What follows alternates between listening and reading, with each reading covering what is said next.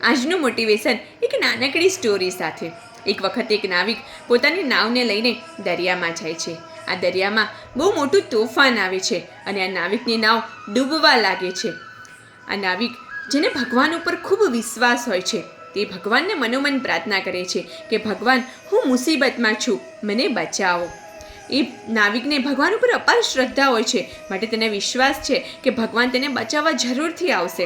થોડાક સમય પછી એક બીજો નાવિક એ નાવિકની પાસે આવે છે।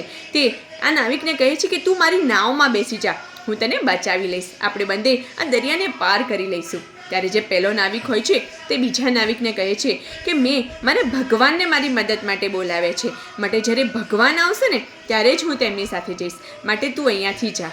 આવું કહી અને તે પેલા નાવિકને ત્યાંથી જવાનું કહે છે। પછી પાછો આ નાવિક ભગવાનને મનોમન પ્રાર્થના કરે છે કે ભગવાન, મને બચાવવા માટે આવો, હું મુસીબતમાં છું।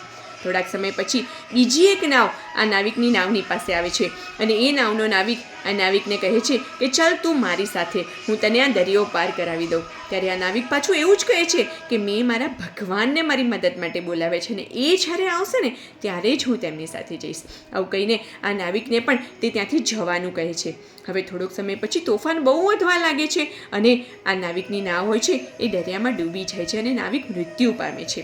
જ્યારે નાવિક મૃત્યુ પામે છે અને ભગવાન પાસે જાય છે ત્યારે ભગવાનને પૂછે છે કે ભગવાન, મેં તમારા પર આટલો બધો વિશ્વાસ રાખ્યો હતો અને દિલથી તમને યાદ કર્યા હતા, છતાં પણ તમે મને બચાવવા માટે કેમ ન આવ્યા? ત્યારે ભગવાન ખૂબ સુંદર જવાબ આપે છે। ભગવાન કહે છે કે મેં તને બચાવવા માટે બે માણસોને મોકલ્યા હતા, પણ તું આ મોકાને ઓળખી ન શક્યો અને એટલે જ તો મૃત્યુ પામ્યો। મિત્રો, આપણી લાઈફનું પણ એક્ઝેક્ટલી કંઈક આવું જ છે। આપણે આખી જિંદગી કંઈક નવું કરવું હોય ને તો આપણે એવું જ વિચારતા રહીએ છીએ કે જ્યારે યોગ્ય મોકો આવશે ને, યોગ્ય સમય આવશે ને ત્યારે અમે કરીશું। આ મોકાની તલાશમાં આપણી આખી જિંદગી પૂરી થઈ જાય છે અને આ મોકો આપણે શોધી નથી શકતા।